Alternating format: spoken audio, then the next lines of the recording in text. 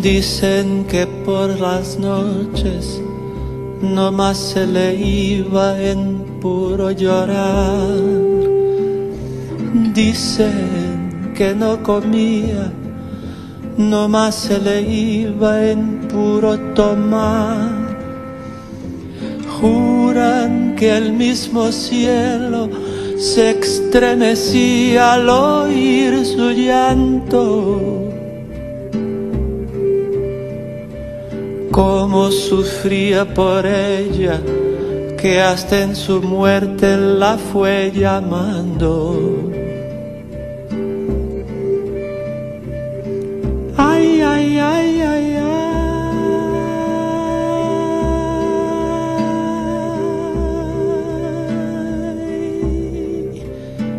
Cantaba. Ay, ay, ay, ay, ay.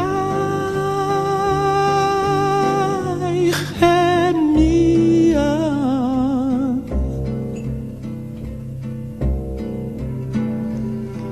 Ay, ay, ay, ay, ay.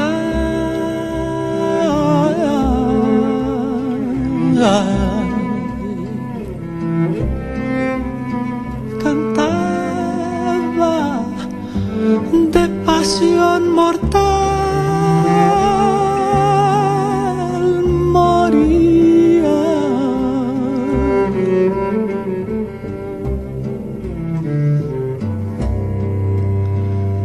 Que una paloma triste muy de mañana le va a cantar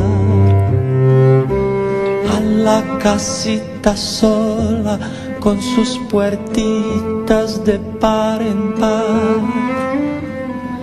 Juran que esa paloma no es otra cosa más que su alma, que todavía la espera a que regrese la desdichada.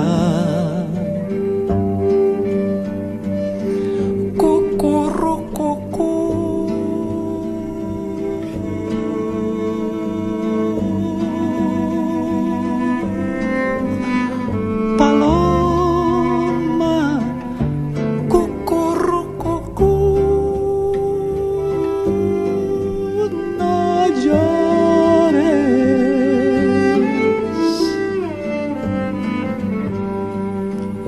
Las piedras jamás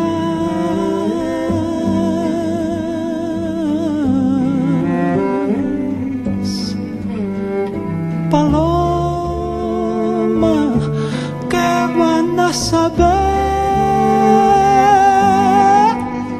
de amores?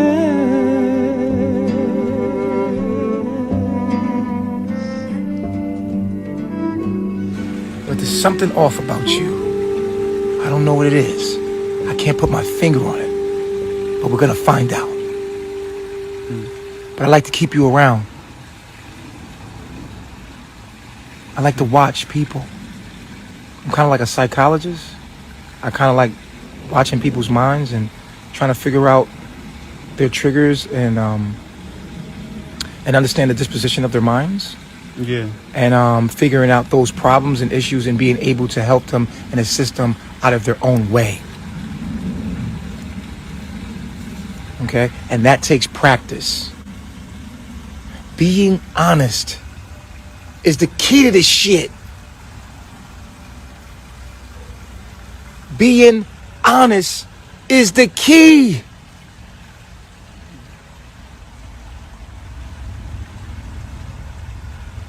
Being honest is the key. It's all based in morality.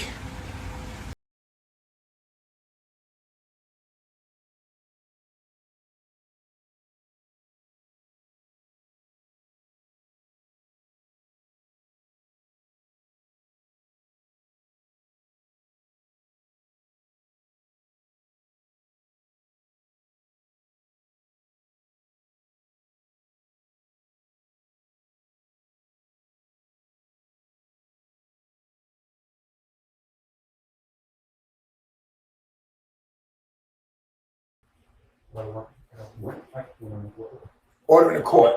You already know we're gonna eat these niggas. They all ours. Everything is perspective.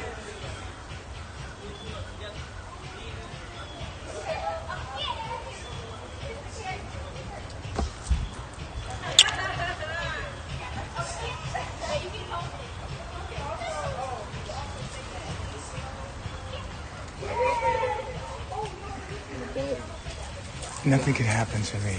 You do that, right? Huh? What? You talking about? You said you think it happened to you? Think what happened? No, that's what you said.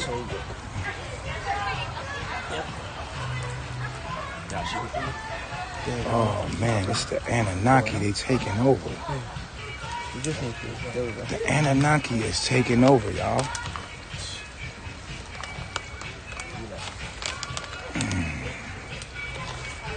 What y'all came up here for? To give me a walkie? Yeah. Walking. And you got a battery. Okay, you good. You good. Y'all good. Y'all can let me go. Yeah. You good? Yeah. What happened? You high? No. Oh, you was running? No, I thought you said y'all were good. I thought you said y'all was good. You didn't say that just now? Yeah, y'all good. You look like you nervous. You good? Yeah, I'm good, yeah. You nervous about what? Oh, no. Gucci. Making sure you Do I make you nervous? Sometimes, yeah. Why?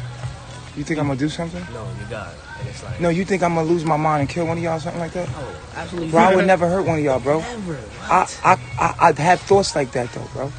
But I have control over my demons, bro. I have violent thoughts, bro.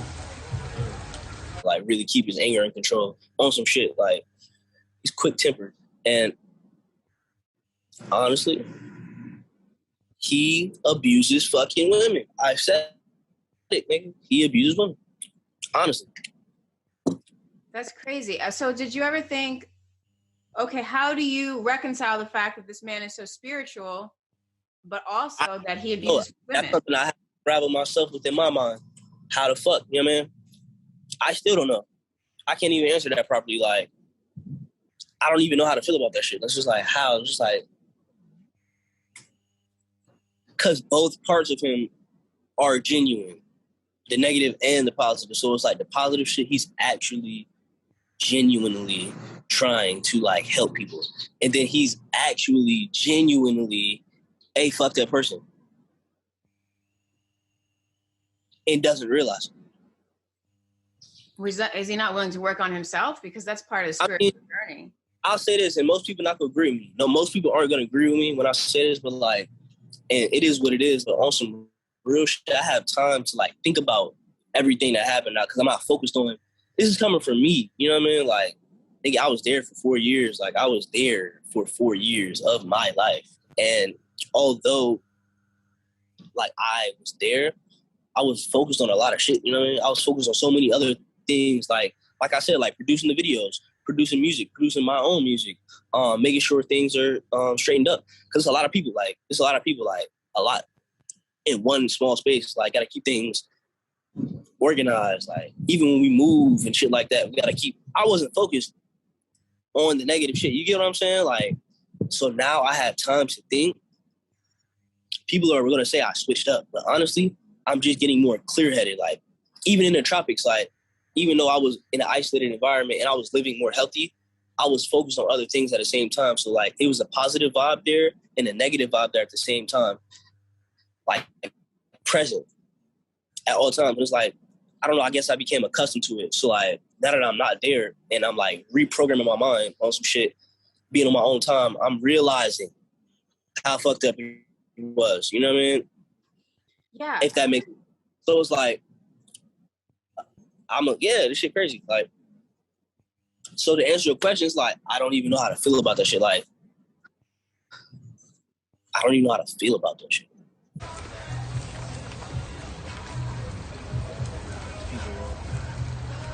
I'm a different kind of nigga, bro. I never met a nigga like me.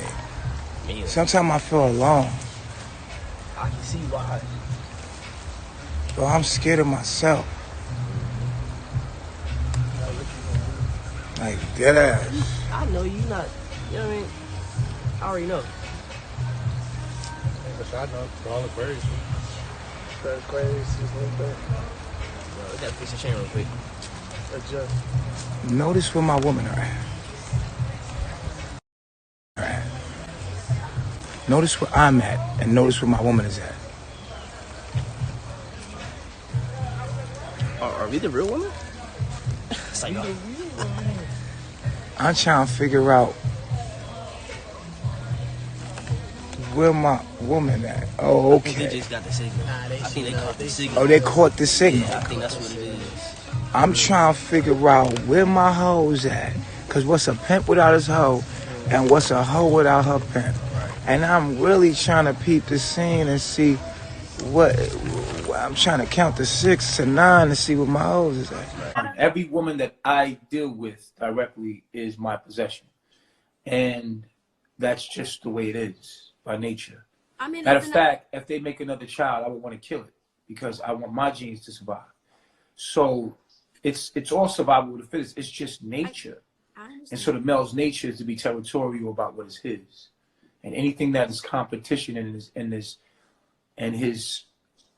area, a lion will kill the other cubs so that his genes can proceed. You know what I'm saying? So you have to understand the male's nature is to be territorial. So there has to be what's mine is mine. That's my woman. She don't get to be with another man. It's mine. So are you still territorial over her? Absolutely. She will always be mine. Okay. She is just sick with generational curses. She's out there being a devil, a demon. She's possessed with a demon. And it is what it is. She has to go find out the hard way, but she will always be mine. So you just completely just... No other men. No other men. Only men that I build with have their own wives. Oh, that's what I'm saying. So you have no. that sympathy as Eliana is my wife. I get that. I'm not building with a man she's dealing with, period. Are you not building with men now? I'm building with men now. Okay. That's all I want to make sure that I'm building with men now that don't even know I'm building with them. We haven't met physically. Government has been the only family I've ever had. Thank you. Thank you for making sure I had a home. Thank you for feeding me. Even if it was the worst food, thank you for the food stamps. Thank you. Thank you for the opportunity that you gave me here to make something of myself, whether I wanted to see it or not. Thank you for making it hard for me so that I can be a man and become the king that I know that I am. Thank you for the obstacles. That's what made me strong.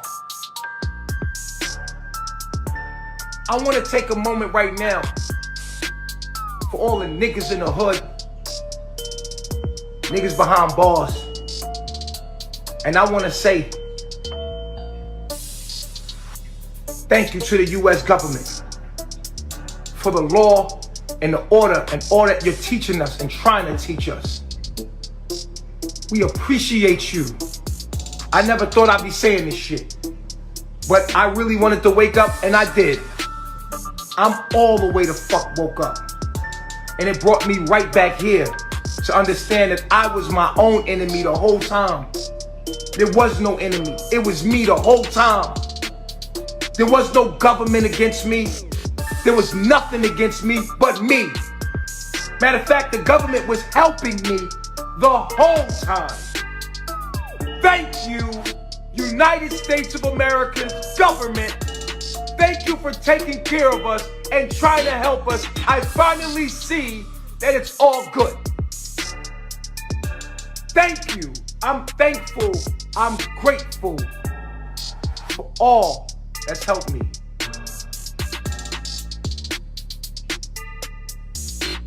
I notice you.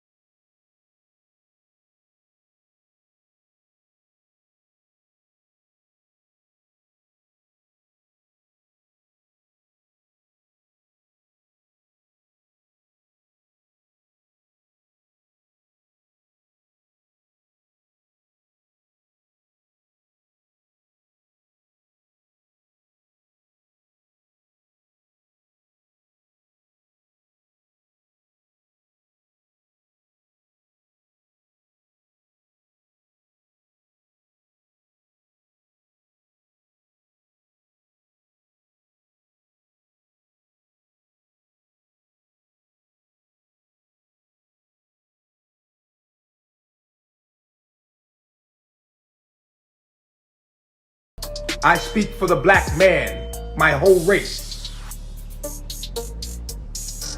We apologize to you, Father Ra, and we are ready to serve you again.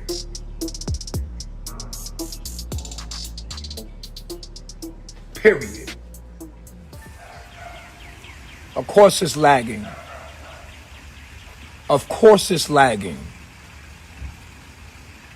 Of course. But this is divine order. This is divine order. They know I'm the king of this world, this king of this planet. They know I'm the king. I am the true king. They know it. Eligio Bishop. Archbishop. 3. Mr. 3. Mr. Me. I love myself. I know myself. I know that you're watching me even when this camera's not on. Because I talk to my phones all the time. Because I know they're watching me. See, this is a game, y'all. I put this game like this myself. These people all work for me. I went to sleep, and now I'm waking back to what I am. I am God. We graduate niggerism. Nigga, we graduated thug life. We past thugs, nigga. We're gods. We're past men. We're gods. We cannot stoop past a nigga stage and talk to these faggots. You can't talk to these bitch-made niggas, man. You can't, man. Because they bitch-made niggas. Because only bitch-made niggas is paying attention to another nigga online when there's all these bitches out here with ass everywhere. Ass is everywhere, my nigga. Ass just flapping everywhere, and you paying attention to a nigga online. Come on, man. Have you been on Instagram? It's so much ass and tail out here, and you paying attention to me, nigga. Fuck is you watching me for? Right, yo, really? Come on, man. There's so much pussy out here, man. Fuck out of my face, nigga. Where the bitches at? Where the woman at? I wanna fuck something. I don't wanna talk to no nigga on the phone all day, nigga. There's some money so some bitches will want you, so a woman will want you.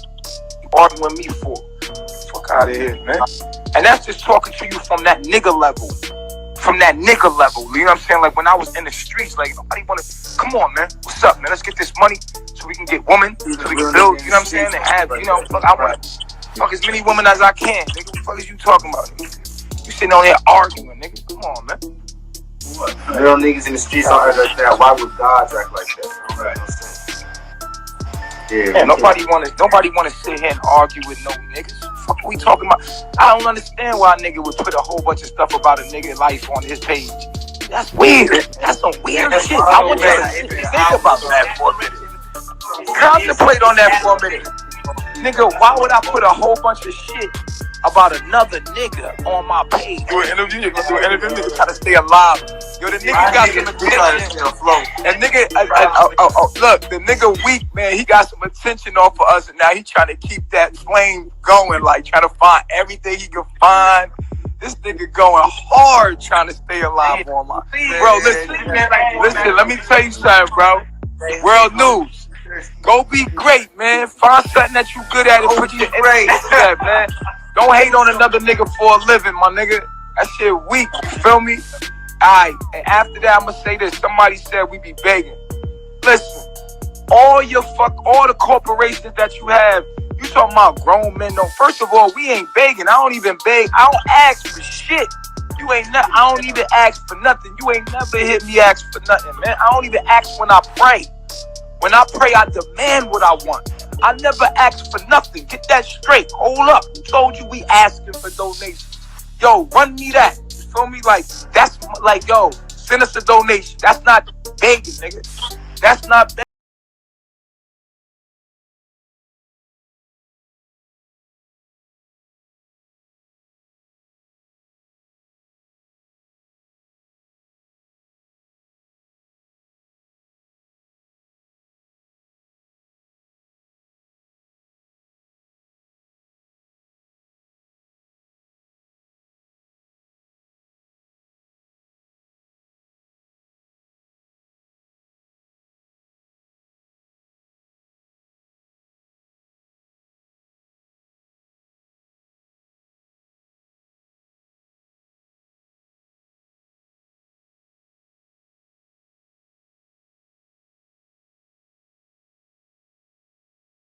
you have any black supporting us and everything. But you motherfuckers sat over there and hate on us, man. You feel me? Wait till you see the white woman come here supporting the nation. And you gonna be mad as fuck. Be mad, bitch. You was sitting over there hating on me, watching and being entertained the whole time. Well, you could have took that check and came and motherfucking helped me out. Nah, you didn't. Shut up. I don't want to hear nothing. There is no need to be worried about us. We are good.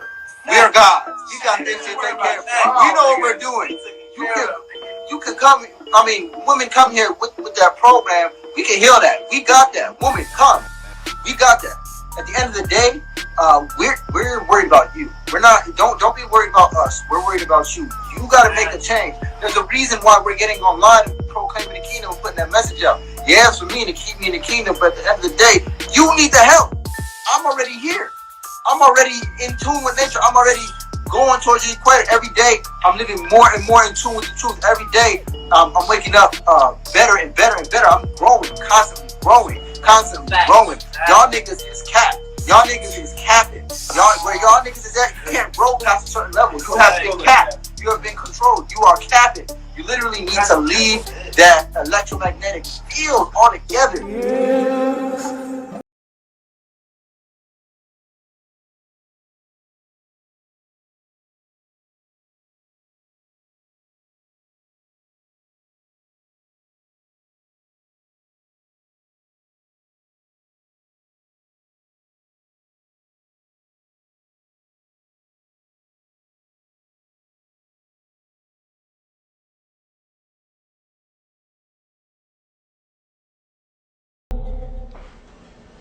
I know right now you're in isolation in the closet.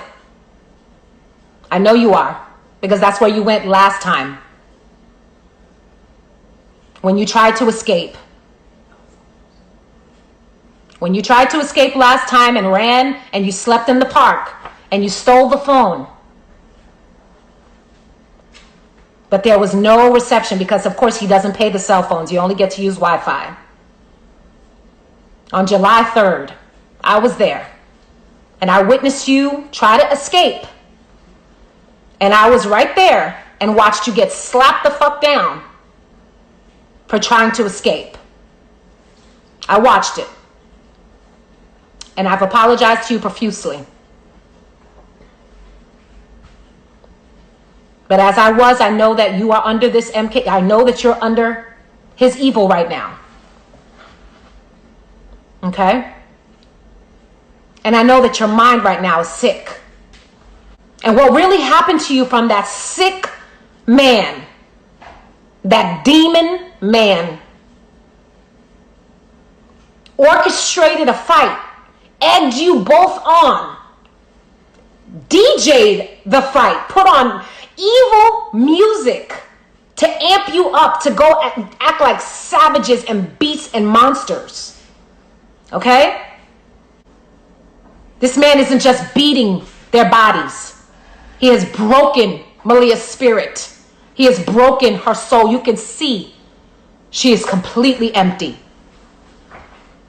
I speak life into Malia. I speak wholeness into Malia. I speak love into Malia. I speak healing into Malia. Malia, I know you. These women are in hell. They're in hell. They took hits. They were laying on them rocks. They took hits. These ladies need literal medical help and attention.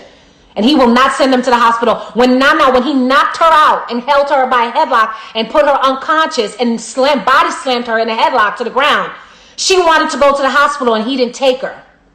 He didn't take her to the hospital. How he gonna take you to the hospital after he just pummeled you down and beat you to a pulp? Why would he do that?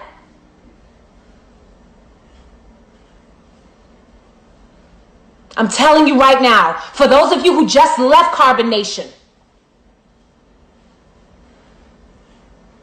you're still scared. Oh, we all know. We know you're still under that MK Ultra, but you have that location. You mad talking about somebody's trying to lock you up, somebody's trying to do this to you. Nobody can do nothing to you. You're doing it to yourself. You're doing things that can allow you to get to where you're going to be going because that's you doing it. And yet you're justifying it that that's a real nigga. All the real niggas are in prison? Well, guess what? Maybe you need to go be with all the real niggas then. If all the real niggas is in jail, all the real niggas is in prison, there's no more real niggas out here, well, maybe that's why you're attracting prison so much. Because you believe that that's where the real niggas is at. Quote and unquote. So maybe that's why you're attracting it. Maybe you're doing things to consistently do to go to prison. Maybe that's what you are calling to yourself. I don't know. But you're not going to tell me that I'm not going to be able to express what I witnessed. We need big booty vegan girls. Big booty vegan girls with Chief's mind, like you said, my mind. Gotta have mine. I'm looking for me. When I'm looking for a woman, I'm looking for me in that woman. It's more shocking than anything because, again, like I said, she came back It's here to get hard because I feel like once she go back, she's gonna die. correct. That's just it. Wow. Because I don't know how she's going to be able to go back there and get in the same position that she was in physically and think that it's going to go okay at the second time around. I All mean, this stuff going he on with her body. literally has been through 3 procedures to even get her to this place.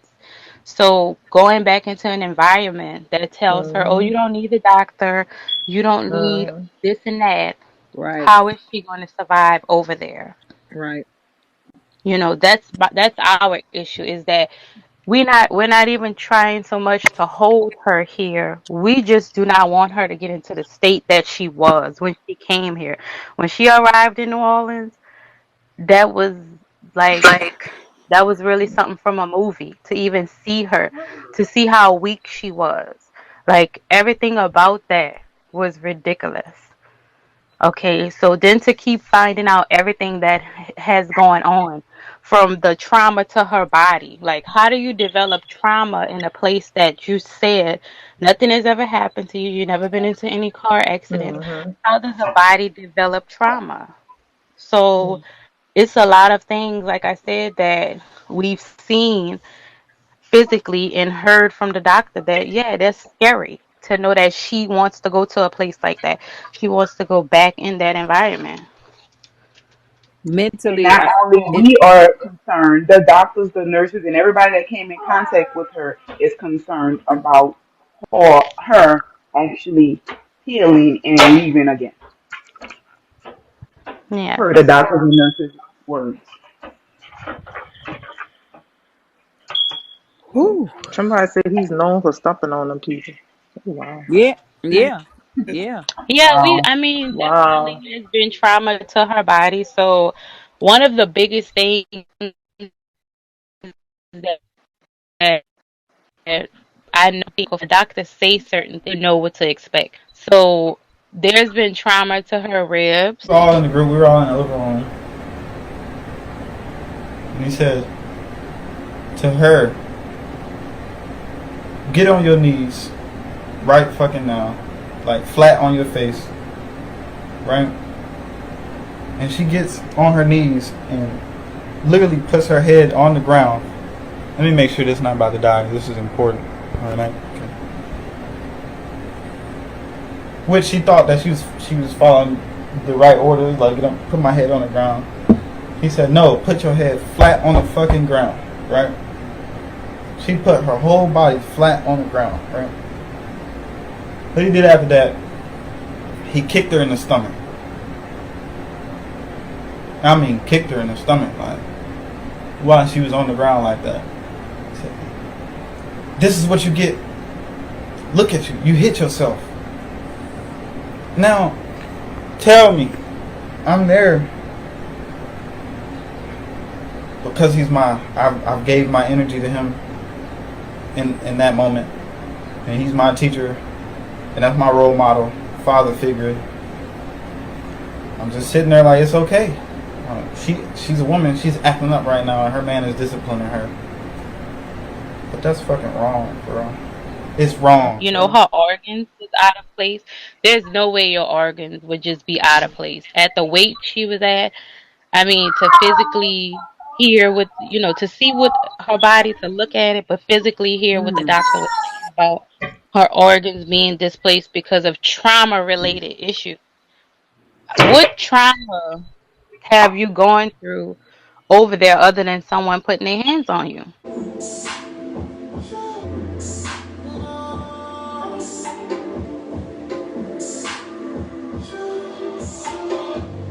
Get back, Archie. All the way out. All the way out. All the way out. Come on. Put it up. Because I've never seen a car accident where they're like, oh my gosh, she's been in a car accident that could have caused any kind of trauma. So, what happened to your body for the doctor to say, "Oh well, yeah, some of this is trauma related." Okay, so what trauma? It can't just happen in your mind. You know, it cannot just happen in your mind. So Not it's only it's was he beating her, he let the other women beat her too. Oh wow. we Oh my believe goodness. that. Trust me, I'm not gonna even. I wouldn't even lie to you and tell you we don't believe that because we Yeah, I do. We believe. heard the doctor specifically state about the trauma and the placement of her organs. They stated that some of it looked at trauma related. And when you speak with her or ask her, the first thing she tells us is, "No one has ever done me anything. You know, no one has never touched me." So she comes to their defense. Anything you say, she comes to their defense. Like he'll try to defend them and stuff. She's still scared. She's still in fear too. Because he definitely puts that in their heads about if they leave and all that. And that's why a lot of them don't speak on their experience over there. You're not doing the work yourself. After 1 year, you should be at a healthy state. You're not. This is not the journey for you, B. People take this journey to get the knowledge, apply the knowledge to themselves, sit with themselves, fight all their demons, heal all their demons, get the answers, see that it works, and then start teaching people that don't have the answers. Teaching their people where they come from. Hey guys, remember this time when we was in this family event? This is what you should do about that. You know what's going on in your family. You should be sending knowledge to your social media, sending knowledge. We're trying to help people, my nigga. We're not here to baby you. You're a burden to what we're doing. We're trying to focus on helping the humanity. And it's like, okay, you can't help nobody that don't want to help themselves. We can only give you the knowledge. That's all I owe you here. My job is to give y'all the knowledge. You have to apply it to your life. I can't hold your hand. I can't sit here like a baby and make sure that you eat and you think in the right way every day. I can't do that. That's not my job. You're supposed to be a spiritual guru helping black women in Louisiana. In that demographic, the woman that looked like you, they're supposed to be watching you and being like, I can do better because Malia did it. Malia left, she knows all this knowledge, she learned the knowledge. You're supposed to be making this journey look like something to be attained, not something not to be. You're stuck in your demons. You came up here and you don't have the strength to overcome your demons to be a healer. It's been a year. It's time to go back.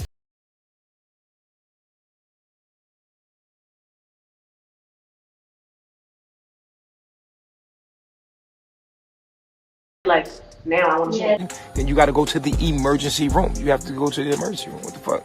You be stupid. You know what I mean? Y'all niggas is stupid. Y'all love that white man. Y'all love to go see what that white man gonna tell you. But it's money in you being sick, stupid. So they go tell you whatever they want to tell you. You believe them, and then you take the medicine, and now the medicine need medicine.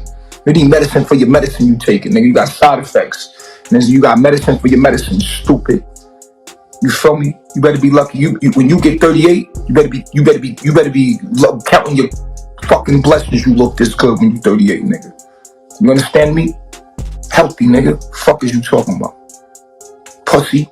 And everything that they subscribe you and the medications, when they subscribe you to medications. So my shit's swollen, right? So we went to the dentist. He subscribed me some medicine.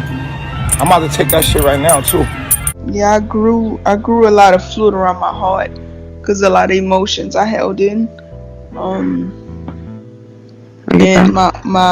it grew to the point where my heart pumps too fast, and there's a lot of pain there.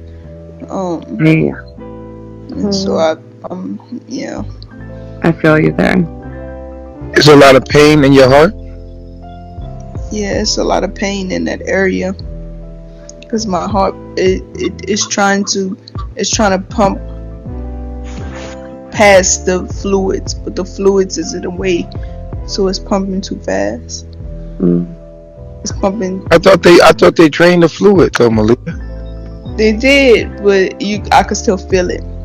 They give me medicine for it, but I still feel it. It's still there, and I try to manage it, but you can still feel it.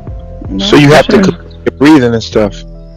I have to watch my You're breathing. so sensitive. One time I was laying with you, and like just the slightest movement, your heart rate went up, and I was like, wow. Like I was laying with her, and I was like, you're so sensitive to every little movement, every little thing, hypersensitive.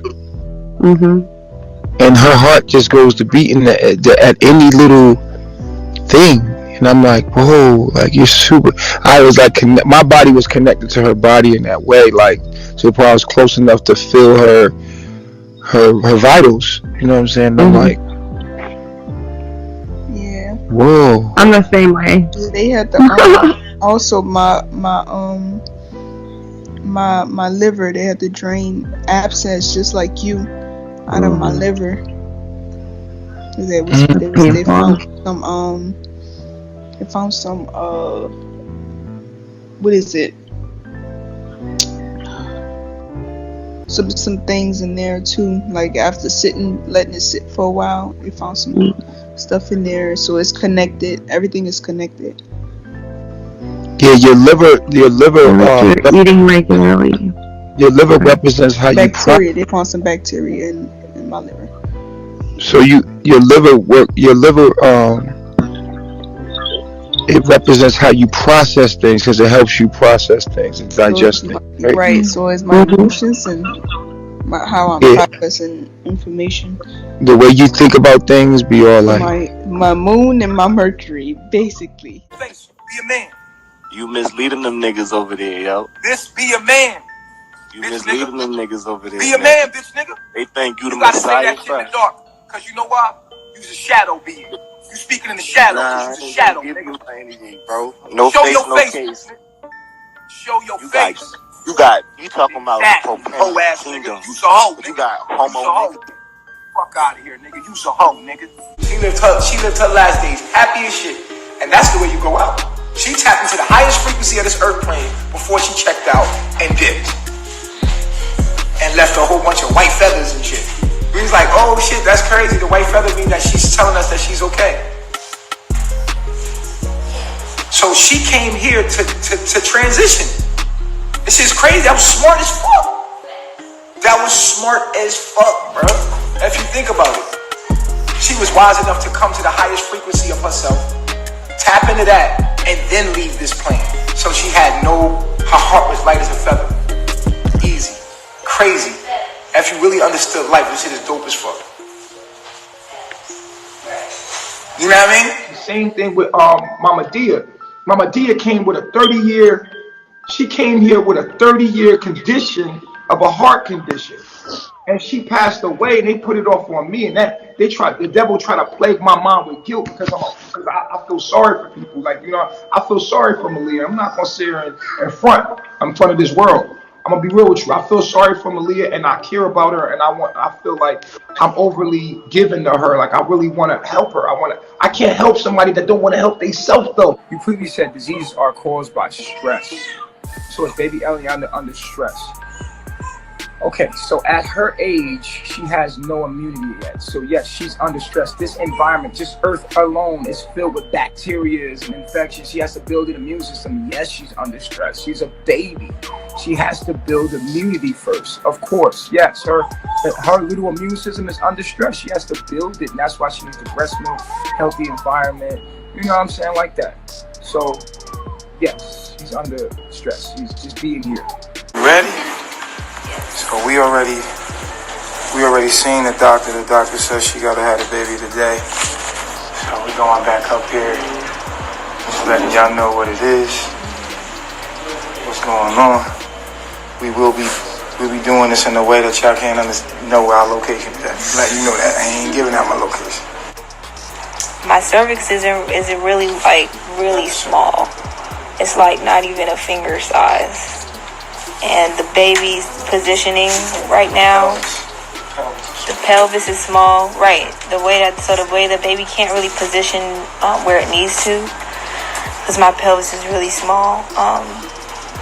Even if the cervix was to dilate, really, the where the head is and the fact that my pelvis is really small, the baby can't come through like that. So that's just how it has to come through. It has to come through cesarean.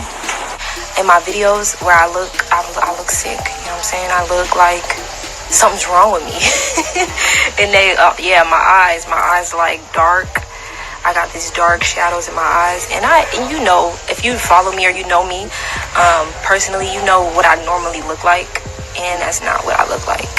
This is not what I look like on a normal basis. I did freshen myself up today and stuff like that, but on a normal basis, when I've been doing my videos and stuff, I've been in a low space, and I've been doing the videos trying to get myself out of it, but you can still see it reflects on my face because my moon is conjunct my ascendant. I don't know if you know a lot about astrology, but my moon is conjunct my ascendant, meaning I wear my emotions on my face. It's the first thing people see.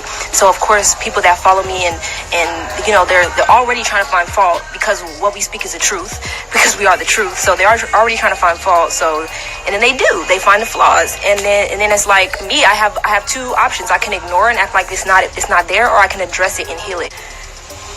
I do want to address this because it's a misconception. I'm a baby.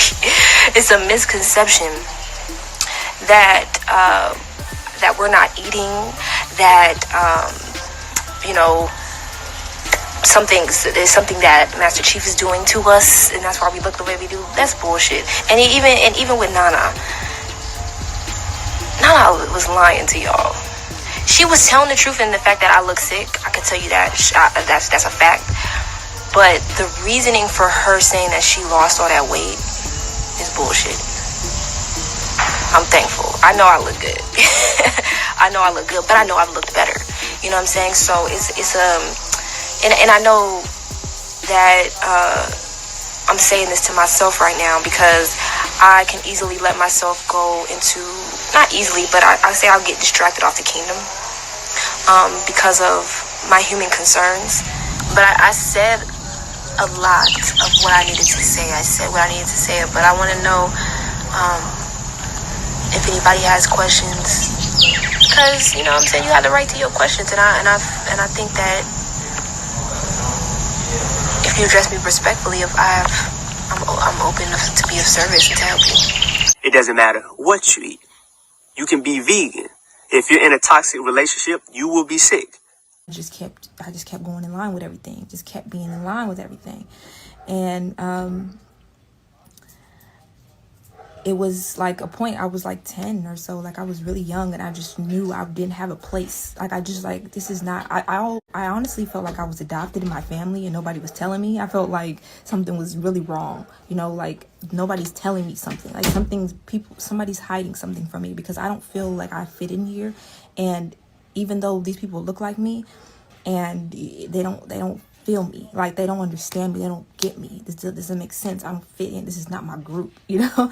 But I didn't understand this fully, so I kept trying to fit in, wearing the trendy clothes, being what I thought, you know, people would accept and people would love. When I got to high school, you know, I kept doing it. I started getting, you know, I wanted to be with certain friends that had certain look to them or certain, you know, and but deep down, like behind the scenes, I would always know that I really didn't have nobody that really understood me. It'd be like one person, you know. And I remember still straightening my hair, still perming my hair for years, like relaxing it for years, and just seeing a whole different being in the mirror every day, like, but thinking that this is who I am. Because this is who the world accepts, and this is what everybody, oh my gosh, you're so beautiful, you know. I'm just thinking this is who I am, trying to get acceptance from, you know, just everybody. And I remember hearing from my family, you know, we didn't go to college, so you need to go to college because if you go to college, you'll be better than us. And I was like, oh. And I was really sensitive about this because in my heart, I didn't want to go to college, you know, but I wanted to make everybody around me proud and have their acceptance and their approval. Fine. One of my friends was like, you should apply to this college with me. You should apply to Howard University with me. I was like, Howard University? I don't know nothing about Howard University, but I'll go. I'll apply. I applied.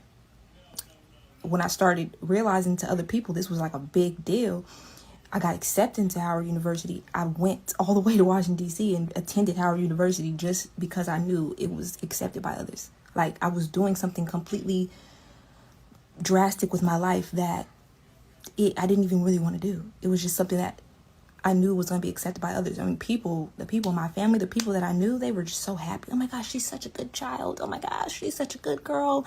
She's doing big things in her life. Look at her over there. They didn't know that inside me, I had all this in my heart that I'm speaking now that I didn't even know how to say or articulate or, you know, I didn't even know how to express this because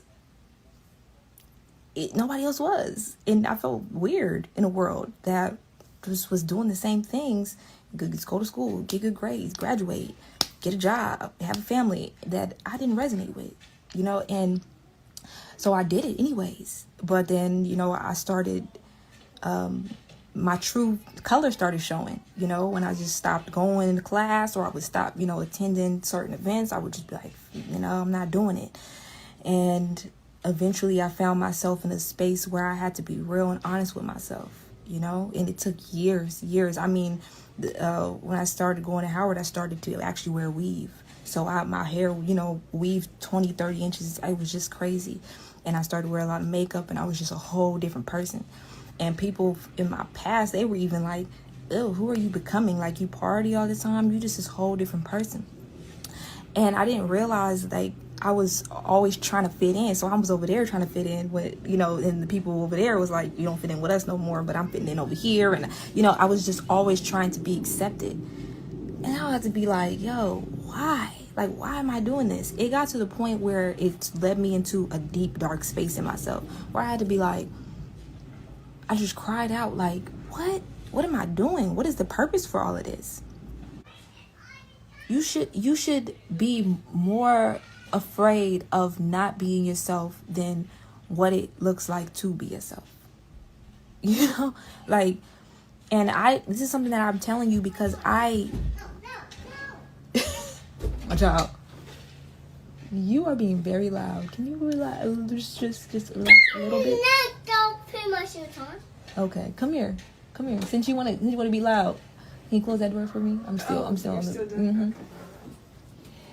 He wants to do it. He wants to be on here, so. No. Okay, well then why are you being loud? Okay. But you keep coming in here. Yeah, you gotta relax. I'm not gonna be that much longer. I'll just be like a couple more minutes. Couple more minutes, you hear that? Like 10. Like 13. Yeah, keep being you. I'm gonna I mean, that really was the core of what I wanted to say. Don't ever sacrifice your morals and your principles, what you believe in, for nothing, yo. For nothing. And don't be afraid for no hoe to leave, because she ain't shit without white supremacy. And when white supremacy for them hoes ain't going nowhere. They ain't going nowhere. They ain't got nothing. Without money, these hoes ain't got nothing without us. Remember that. When this system fall, these hoes ain't got nothing but weak niggas with them. These weak niggas, we gonna eat them niggas. Them niggas when we come around, them niggas start shaking. They gonna grab their gun. They gonna get scared. And they ain't even willing to bust their gun. And they gonna bust their gun like this. I got you, mama. I got you. We gonna whip your ass when a real nigga step in the room. You know what the fuck happened, nigga? Y'all niggas start trembling and shaking and grabbing your gun. Pussy. Pussy what? Yeah, real men don't do that. I don't need a gun, bitch. I'm God. I'll make you kill yourself with your gun, bitch. 3 is Lord. Threesus. Call me Threesus, nigga. Threesus. Not Jesus. Jesus is a fictional white man in your motherfucking head, you house nigga. You done went in the house so deep into the house, he done let you out the attic and downstairs. And look at you. Got his clothes on. Ooh, driving them around. He gave you your own car now.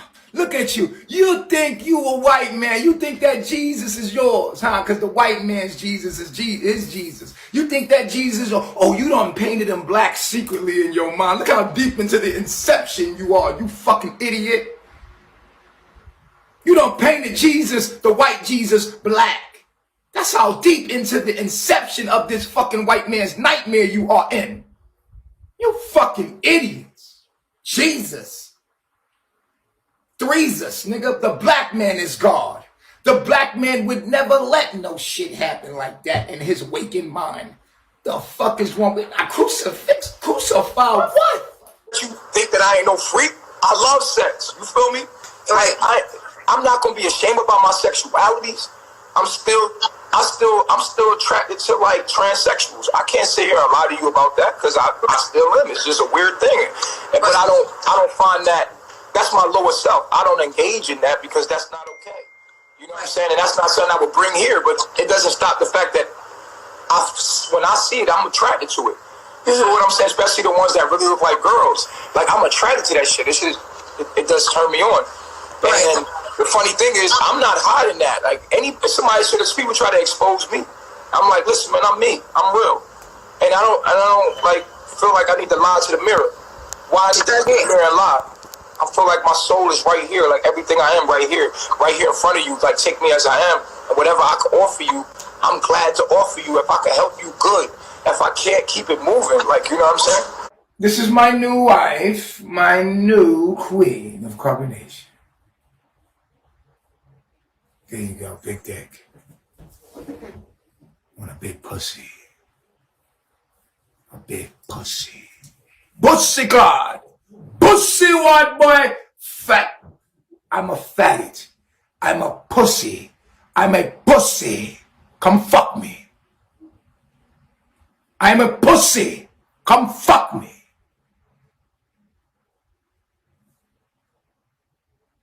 Big purr.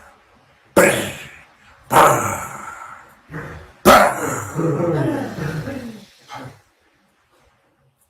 Jamaicans, all of you Caribbean niggas, you're so funny to me.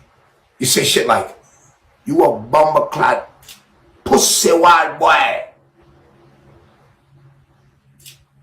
Batty boy.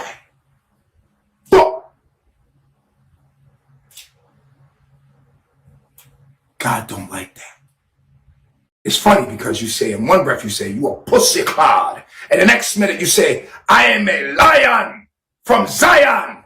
And a lion is a pussy cat, you pussy ass nigga. Make up your fucking mind. Are you a pussy or you not? A lion is a cat. Is it not? A leopard is a cat. Is it not? A lion is a pussy, is it not? Oh, big pussy. Big purr. Purr. Oh, see, you look at the gay shit, it's gay. It's not gay. No more feminine. It's feline. See, that's your true identity. You're all cats. Black cats. Cats. All of you. Cats. You're not gay. You're not feminine. Jeez.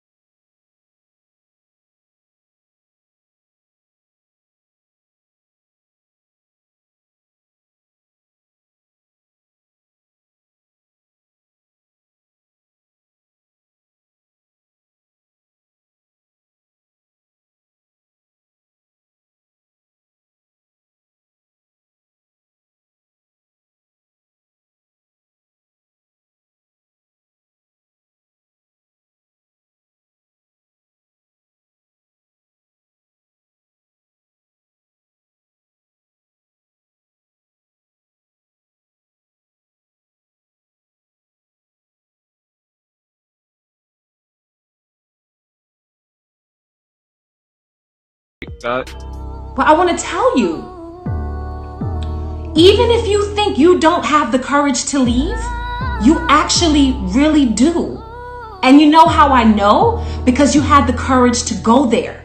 Because to go there takes a lot of courage. You're leaving behind everything. And you know this. You pick up, you take what you need, and you go. And you go be with this man. And he tells you that you're surrendering your whole life over to him. That your womb belongs to him. Your very being belongs to him.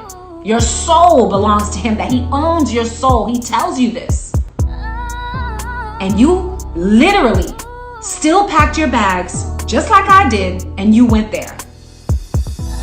But at some point and in some moment, there has to come a time when you say to yourself, enough is enough. Enough is enough. And whether or not, if you believe he is your Messiah and that he has the knowledge, let him be that. But don't convince yourself or lie to yourself that he is not sick, that he is not ill, that he doesn't need help. This man has showed you over and over and over again the way that he loves. And that is to beat, abuse, manipulate, take your soul, suck you dry, and drop you like a fucking garbage can. Malia, you could give Malia do you think that your advice is better than mine? I feel like she already knows everything. So do you think I articulate and give the best advice? So what could you tell Malia that I couldn't tell her? Like, I told Malia everything about her reality. It don't matter. She's hard-headed, bro. She's still gonna do what she wanna do anyway. But at whose demise? Mine's. That's the problem. And it's not cool. It's not right. And this is what I go through over and over. It was Velvet. Now it's Malia. It's always somebody. I can't stand the love. Fuck out of here. That shit is bullshit. That's bullshit, y'all. And y'all gonna use it against me, my nigga. Like, Malia don't give a fuck about me, my nigga, in this moment, bro. This shit is fucked up. You know what I'm saying?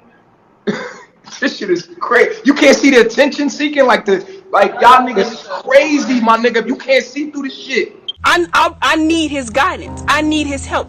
I need his love. I need his support. I need his unconditional love. I need that shit. Fuck what y'all talking about. Stop talking about him crazy like y'all do. Nigga, he helping us. He guiding us. Supporting us. And fuck all y'all that's out there talking shit about him. Nigga, he helped y'all. He fed y'all asses. He did everything in his power to do everything for y'all. And y'all go turn y'all back on him and talk shit about him. Fuck y'all. We out here doing the fucking work. We out here doing this shit. Don't look back at us and talk shit about us. Fuck them questions in the question box. I'm gonna talk from my heart. Well, because I'm stressing over you too, Malia, whether you know it or not. Thinking about you. What'd you say? I'm stressing over you too, whether you know it or not. Come on, stop, Baba G. You know I'll be thinking about you, making sure you good, man. I'll be thinking about you too. We spent every day together for a year. You don't think I'm thinking about you, my nigga? A year and a half. I'll be thinking about you every day too.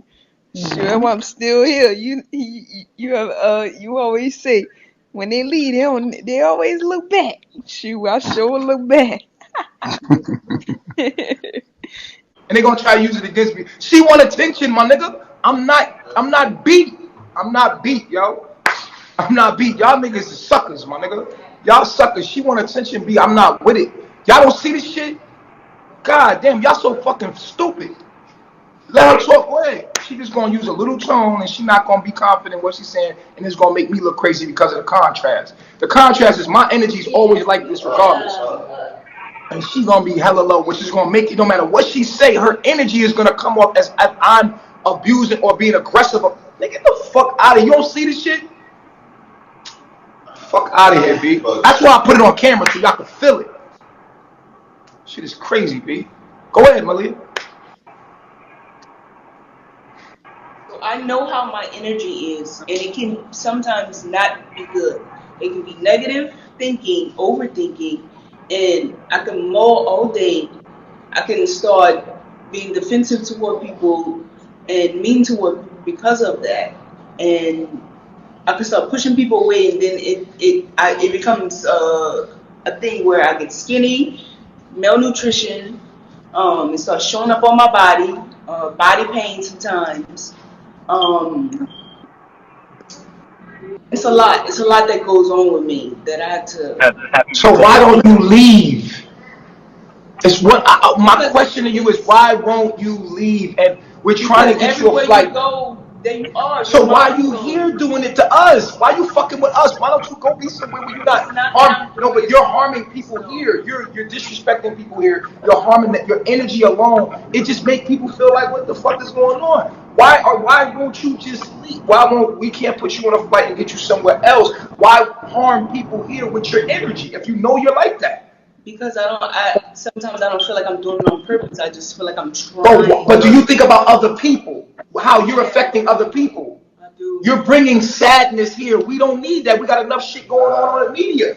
You're bringing your negative here. Why won't you just say, you know what? I'm being negative. I'm going to leave out the situation. Why stay here and feed off the shit, bro? It's what I want to know. I want to know, why can't we just fly you out?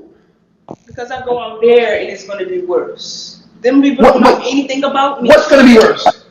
No, those are people being negative like you. You're matching the frequency. Look, why come here with people are extra positive and be negative on purpose?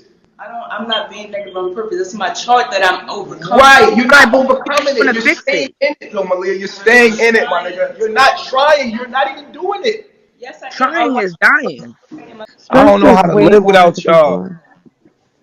I don't know how to live without y'all. That's crazy. This might stress me I have out. my blood pressure too. Yeah, that's honorable. Why you gotta sit here every day and make us look bad in public and make you? Everybody's like, "Where's Malia?" Because you're like the girl that's being harmed or somebody's doing something to you. Ain't nobody doing shit to you. We treat you extra with extra care. We give you extra food. We give you everything you need. But then you making us look bad because you're choosing to stay in a negative space. That is fucked up. That's crazy. Maybe you need to go home. Like, just keep it a buck. Like, maybe you need to go home and see what it's like out there again. Like, I feel like that is really good for me right now. Like, I really like doing that.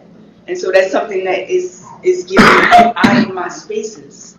Nobody heard you because Shorty was talking. I feel like since they've given me the books to start typing, like, that is something that I really enjoy doing, and I like that. Like, that gets me out of my spaces. And then when I'm in my spaces now, I type, I write, I get it out of my head. I don't let it stay there anymore. So it's like I'm utilizing some sort of outlet. I'm not just leaving it in and letting it mold and overthinking and just sitting there. Like, I'm not doing that. I'm trying. Yes, I have been eating. We eat at different times because I'll usually type. I'm usually typing, and she usually is out. You came up this mountain to find yourself, to be of service to humanity. You came here to overcome and heal so that you can help heal other people. You did not come up here to stay in the healing and be a fucking burden unto all people around you. Everyone here is dealing with their demons and have overcame and healed themselves after a while so that they can help other people do the same. You came up here to learn yourself, to heal yourself so that you can be of service to humanity. That is the point of coming here on a spiritual journey. Anything else is demonic, my nigga. It don't got nothing to do with what you up here for. I have to get myself healthy. Yes. Okay. Yeah. So I'm learning how to breathe. I'm learning how to move very slowly because I can't move too fast. I feel I have to sleep a certain way. I got a nice long little pillow I'm laying with. I'm learning how to breathe. I'm learning how to move very slowly because I can't move too fast. I feel I have to sleep a certain way. I got a nice long little pillow I'm laying with. Body pillows, I'm telling you, body pillows are Yeah, like that's what it is. It's a big old body body pillow. pillows make the world a better place. I'm just saying. I gotta adjust it to my liking to make my body feel better. Yes. It's a whole lot that I'm experiencing that I'm gonna get through. Something that No helps me, pain, I don't no know. gain. No Something pain, that, no gain. something that They said, what is it called that you're diagnosed with? Is it a heart condition? What? They actually didn't tell me. 'Cause they just been running a lot of tests and stuff, and they just haven't figured out exactly what it is. You're in the information age, you need to go to the doctor because you don't know what the doctor knows. But I know what the doctor knows because you're uneducated. The doctor has taken the time to educate himself about the human body when you haven't. If you educate yourself about your own condition, you don't need to go to the doctor. That's just lazy shit. People go to the doctor because they haven't educated themselves on about their body. If you knew who the hell, what was going on with you, you wouldn't need to go to the doctor. Thankfully. Uneducated people about what's going on with themselves, just uneducated. So the doctor has, this is the tea tree oil right here.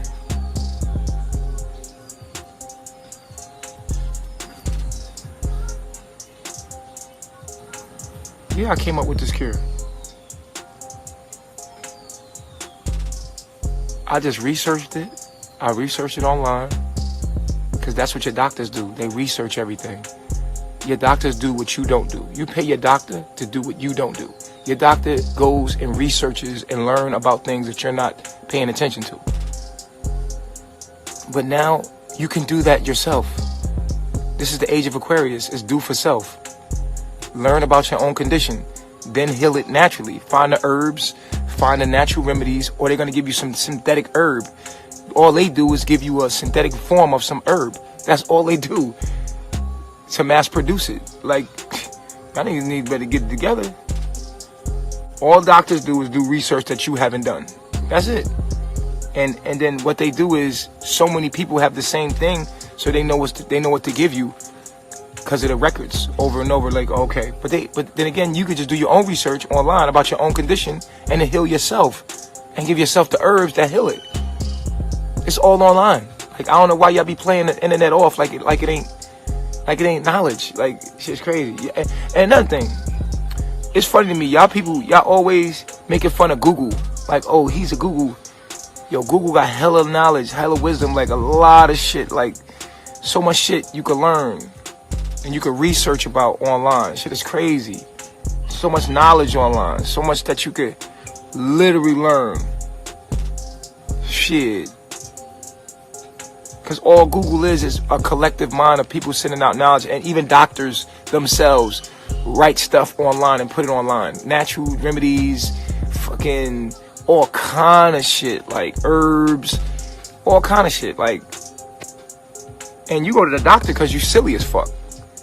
You know what I'm saying? And you don't know how to heal your condition naturally. There's always a natural way to heal your condition. Even the medicines that they give you is synthetic forms of natural herbs. Point blank period. I don't care if you tested positive for HIV, there's a natural herb to get you to a point where you're not even positive for HIV. If you tested positive for herpes, there's a natural herb that will bring your outbreaks all the way down and you won't have any outbreaks. There's a certain lifestyle you can live that you can heal your own self. But you go to the doctor gonna give you a synthetic form of some herb that they mass produce so they can get to everybody quick because of capitalism. Well, Eliana's birth happened. That's hardware. That's technical. You feel me? Her shit, we didn't know what was going on with her.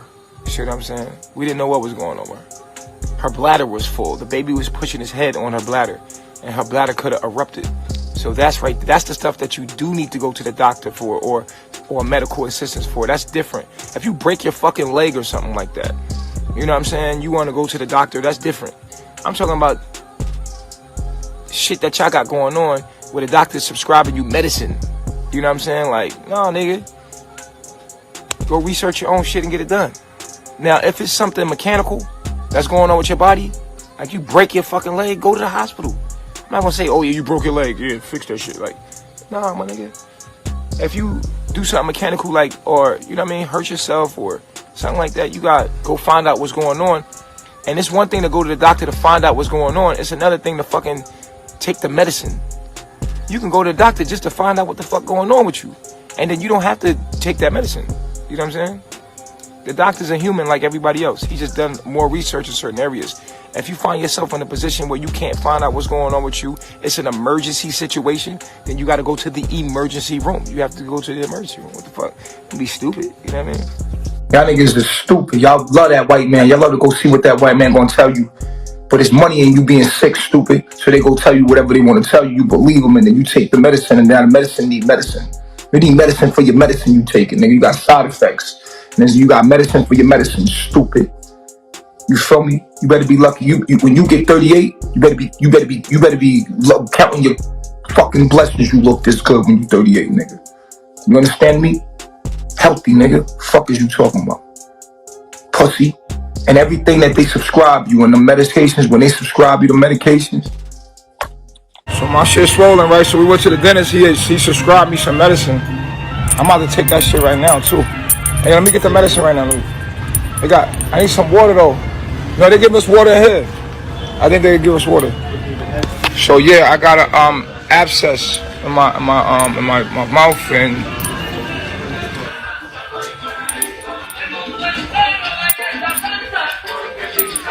so yeah, the dentist said to take the antibiotic. I need the antibiotics now. Because one is an antibiotic, and one is like a pain medicine, right? And that's my peroxide right there.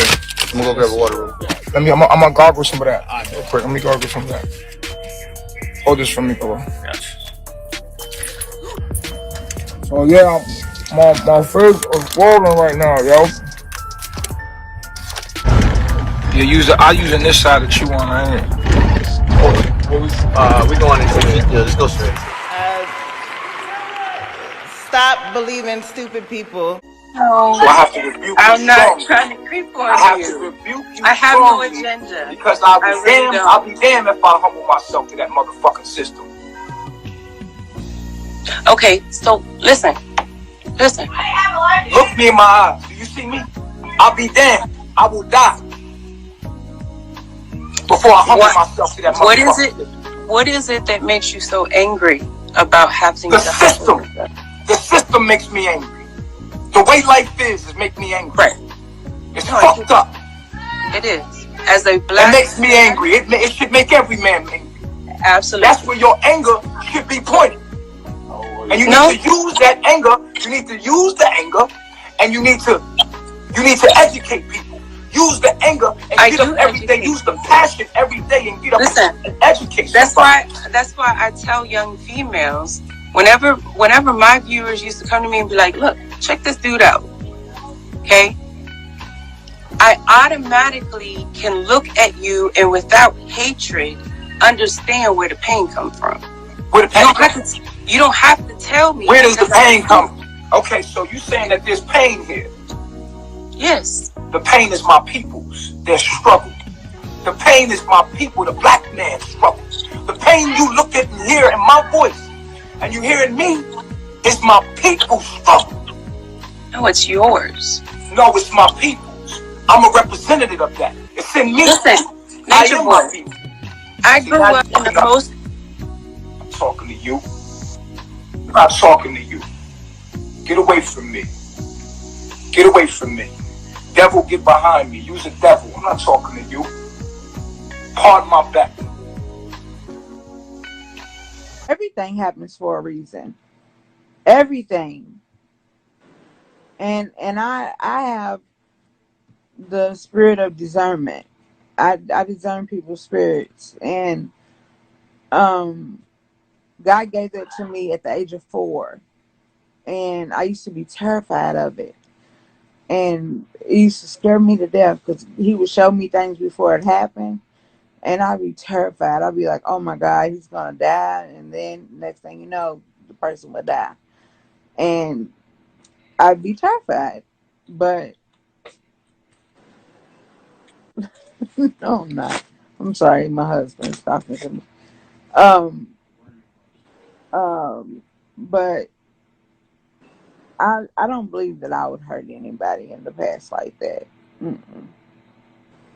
I'm not that type of person. You don't think that things happen for a reason? Everything happens for a reason. So why do you think it happened? Probably to make me be the strong woman that I am. That could be a reason as well.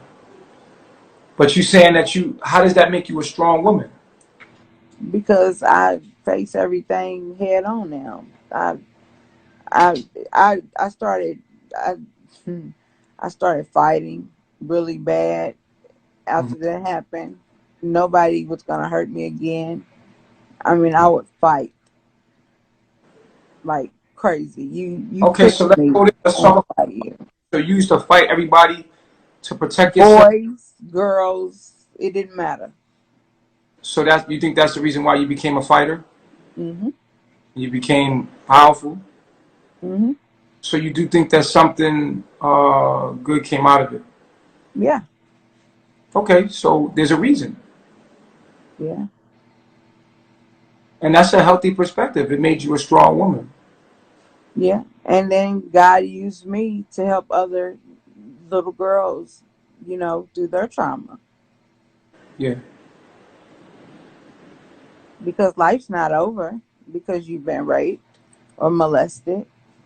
It's just something that you have to deal with. Now, body-wise, it's taking a toll on my body. I have to have a hysterectomy in about 3 weeks. And that's from when you got raped when you was 11? My doctor said that they're pretty much sure because I've been pregnant 19 times, and one was the set of twins. 19 times? 19 times by my husband.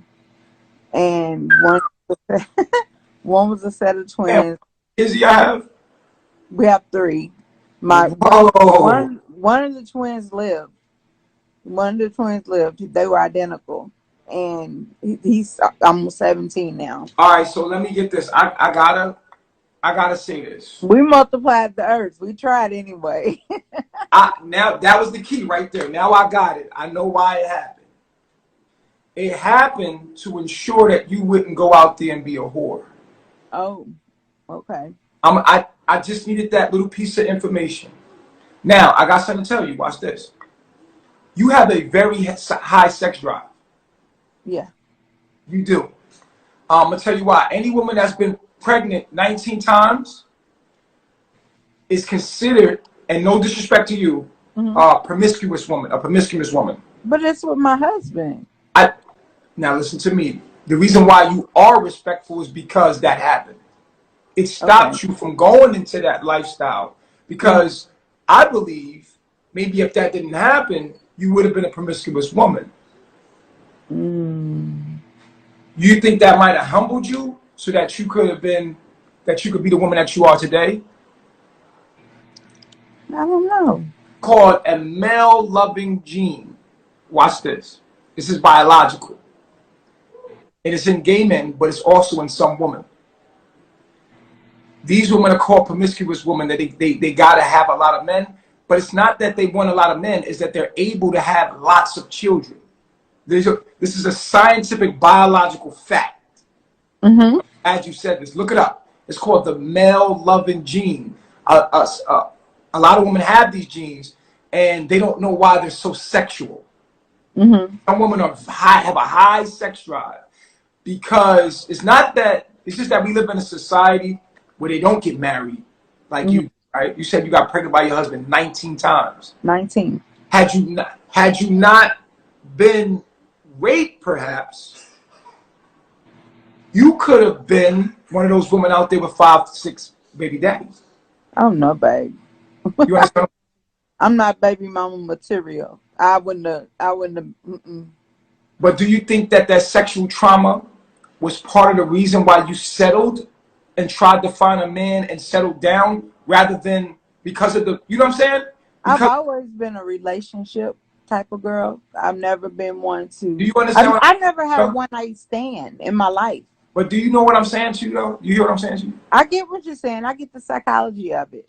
I'm talking about sexually. I'm talking about having multiple sex partners I get the psychology of it. I You see get what I'm it. saying? After that, you didn't want that. Mhm. And you know what I'm saying? It could be what led you to your husband. Mhm. Everything happens for a reason. You know what I mean? And that's my thing. My thing is to give you your power back. To let you know that you're not a victim. No, I'm a survivor. You a survivor, you a strong individual, and the pressure is what made you what you are today. You understand what I'm saying?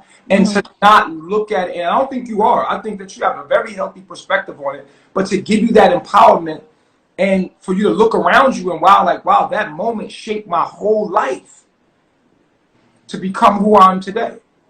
Mhm. You see what I'm saying? If I could just give a message to the ladies on the live right now, it would be don't hold anything in. Secrets make you sick.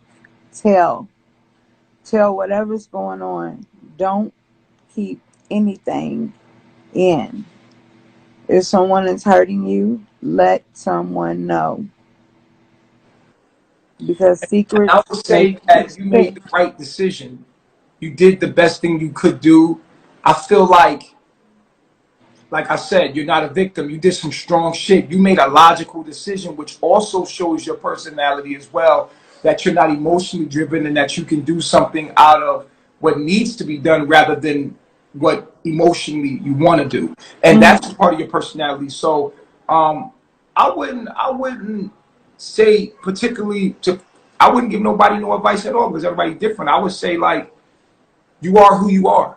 And what happens, happens, and it was going to be happen the way it's going to happen. And like you said, your daddy would have been in jail. Oh, yeah. Had you told.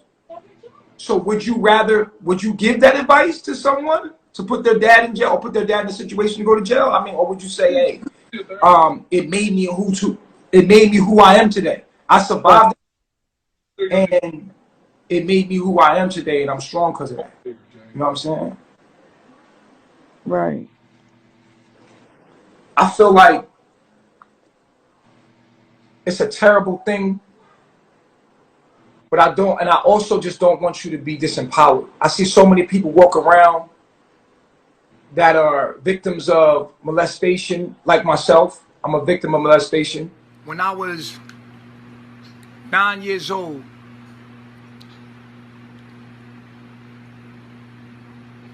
there was a man named Mr. Pope. That's what I knew him as. He lived in Queens.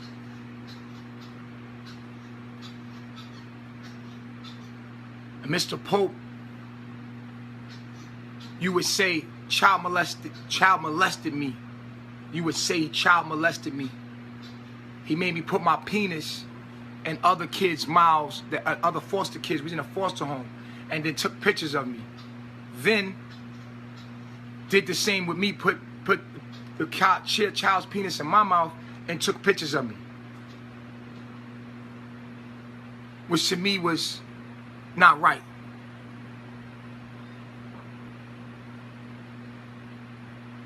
What I want to say is this: as a child, I was always curious sexually. I was humping on things. I was a very sexual child. So he caught me humping on other boys. I was humping on other boys around. I was just trying to figure myself out. I was jacking off, humping on other kids. That's what I did. It didn't matter if you was a girl or boy. As a child, I remember just humping on things, just anything to figure myself out. As a child, it was the most intimate thing to me to touch myself. Just be like, damn, you know, I could make myself feel good. And as a child, being so unempowered, you know, to find this power within myself to touch myself and feel good, it was an exploring for me. And so that's what I did. So it didn't matter who you were, whether you was a boy or a girl, or I was humping on you. That's just what I did. I humped on people as a child. This is what I did. And in that moment, he seen I was very curious as a child, and then he made me have acts with the kids, and then took pictures of it and said if I told anybody, he would show these pictures. And I was like, damn. One day, I remember I was at the childhood foster agency, and I told the lady, Miss Boss, at Harlem Hospital, that he was sexually molesting me, and I want to go back to my brother. And in that moment, she made me, I was so scared of this man, she made me say that in front of him. I remember being a child and being petrified, like, damn, I gotta say this in front of this man now. I have to say this in front of him.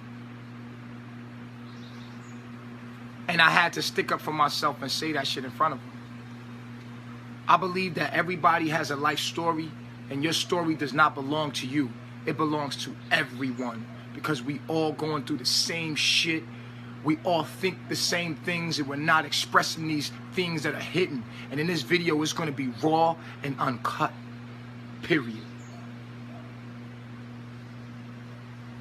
I want to talk about things that'll make you uncomfortable.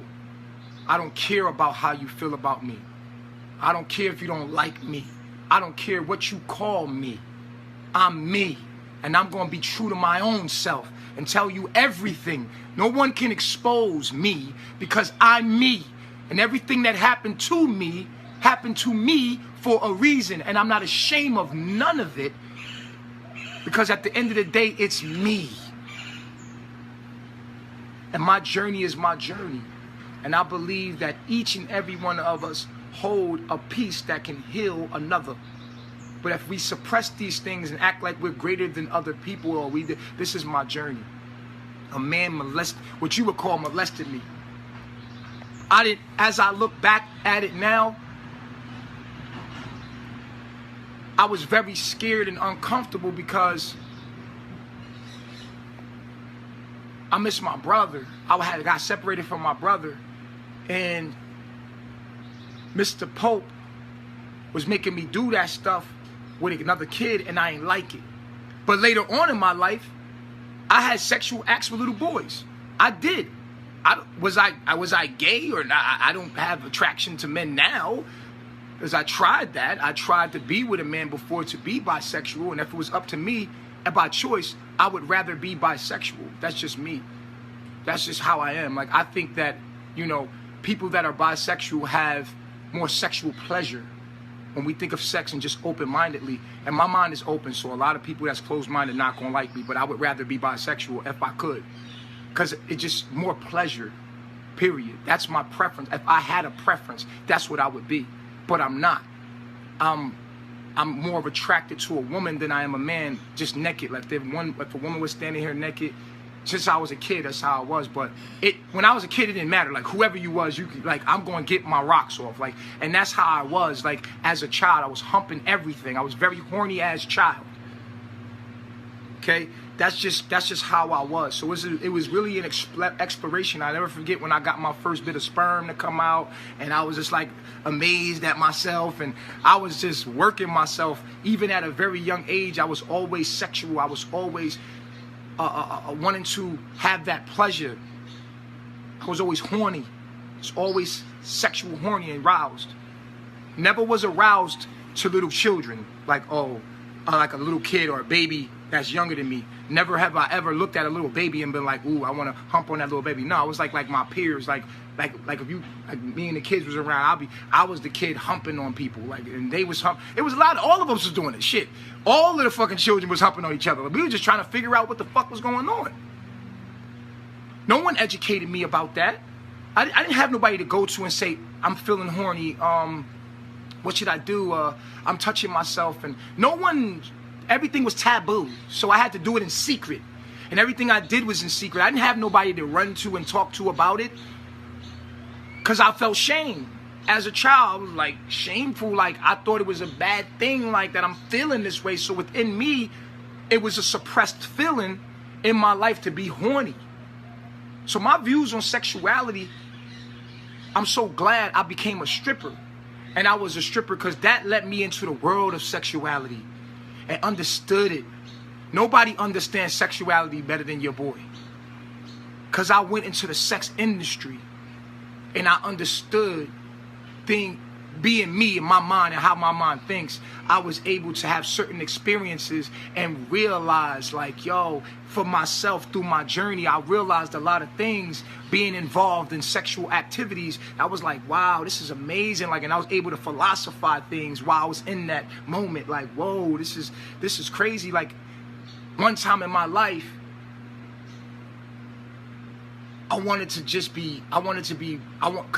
you know, I was poor.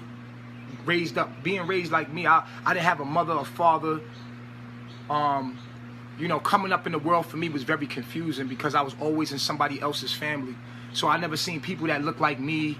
I was snatched away, and I was very recluse from society. Even though I was in society, I never was really a part of it. Like, picture day was weird for me in elementary because people's family came and did the picture, and I was like, you know, some oddball out there. And looking back into my childhood, I'm like, damn, I was very disconnected from everything, and I never really fit in with society. I never really, this is just a psychology on how I was raised. And but I just remember being horny all the time. I remember as a child, I used to sweep up this little store, this little bodega, for the guy to give me a sex magazine, and I used to from day one, I used to always look at women's titties, white girls' titties, like it was in white magazines. I just remember just jacking off. It would be cold outside, I'd be jacking off to the magazine. I was a very horny ass little dude, like this just how I was, high sexed, and I never understood it until I got into the sex industry. You see what I'm saying? So I was molested as a child, so I know how it feels. I want to tell you, I know how it feels to be told to do something by an adult that you didn't want to do. Like, I totally understand how that feeling feels because I am someone that's been a victim of that, if you want to say victim of that. But I feel like it was something that was important in my life that I went through, and I have reasoned why that happened to me, and I'll tell you why in a minute. But just no one educated me on my sexual energy. No one educated me at all. I was just humping everything. You understand? So it wasn't until I became an adult. And as an adult, coming into this world without no mother, without no father, all my biological family on my mom's side, I'm gonna tell you right now, are crackheads. I was born a crack baby. I was born in Harlem Hospital. I was raised in Wagner Projects, and I emerged from crack smoke. So my reality and where I come from like basically nothing. I was passed around from home to home all my life. I forgave my oppressor by just knowing that the person didn't know any better. That it taught me a lot about sexuality. It allowed me to learn a lot about sexuality myself. You feel what I'm saying? To understand things, and it opened me to it early. And with my personality type, I was going to philosophize it anyway and understand it deeply. So I empower myself, and I don't be a victim. I don't want you to be a victim. I don't want anyone to blame anyone. I want you to empower yourself and be able to stand up and push forward and be happy with your life. Mm-hmm. And you see what I'm saying to you? Oh yeah. So my key thing is that you change the perspective of your trauma to heal. Mm-hmm. I feel like you a boss, you strong, you found your husband because of this. I feel like it shaped your whole life. That one event, it shaped your whole entire existence. You got 3 beautiful children, you got a beautiful life, you're strong, you're intelligent, but you are someone that can suppress things, that can have anxiety, and you need you need to learn how to not let things build up and have anxiety, and learn how to have a healthy outlet. Right. You know, because if you had a healthy outlet, we can let out that same energy without having to have told your dad. It's a way to let out that energy. You see what I'm saying? Yeah. And I learned it through school that every psychiatrist has to have a psychiatrist. So, I mean, I have a therapist, and I just really came on here to share my story with you all and to get your perspective on it, just to see how you felt about it. Right. I think that. How did you enjoy? How did you enjoy the session? Like, how what you thought? It was. I mean, you have good points. That sometimes I'm shaking my head at you like, no, no, no, no, no. But that's the thing. Like, I feel like Pac said, we're supposed to get in trouble to push the truth. Like, if we continue to do the same thing, we're gonna be the same people. If we're ever gonna grow, we have to do something different. We have to speak different things, do different things, and not be afraid to be like everybody else and say what everybody else wants to hear, but be different, man. We have to grow. We have to become more. And I'm a part of the transformation process of us becoming more and moving out of the molds and the shapes of the mind state of the norm. That's what I'm a part of. I'm not here to say that I stand on people getting raped. I'm saying that I don't want the victim to feel victimized. I want them to be empowered. I want them to take their power back, get their ass up, and make a good life out of what happened, and make a good out of something negative. That's all I'm saying. yeah, yeah. Don't just dwell on it all the time and drive yourself crazy, because that's what a lot of people do, and that's why a lot of people end up in mental institutions, because they drive themselves crazy over being raped or molested. I've been through a lot.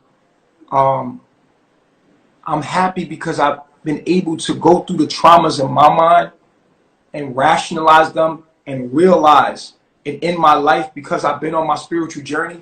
I got to understand why things happened the way they happened. And I'm like, I wouldn't take back anything because it made me who I am.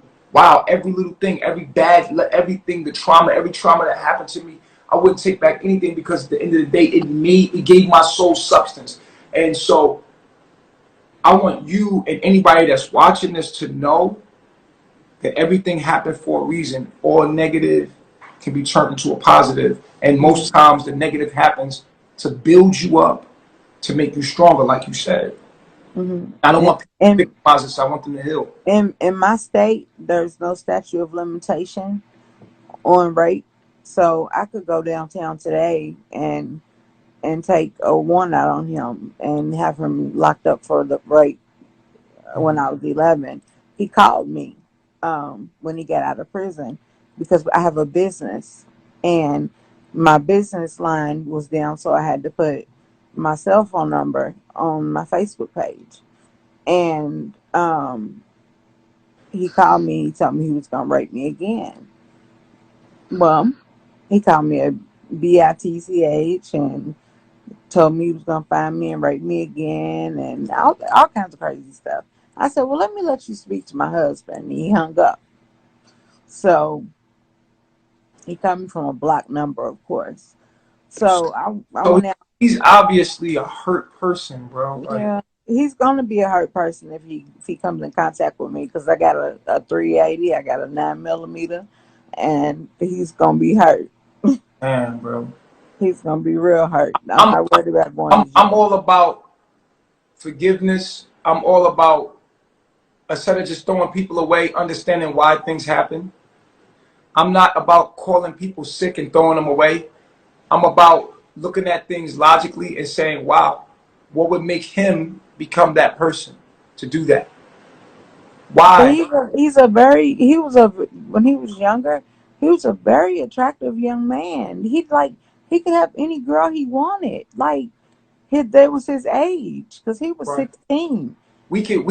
Our society is a throwaway society. We have the biggest prison in any country in the world, because we throw people away. And I feel like that's dismissive. It was my brother's best friends. People are asking. I want to know what was the psychology behind him doing that? Why don't we get to the root of why he did that? What was wrong with him? What do you think was wrong with him? I don't know. Maybe he was molested. I don't know.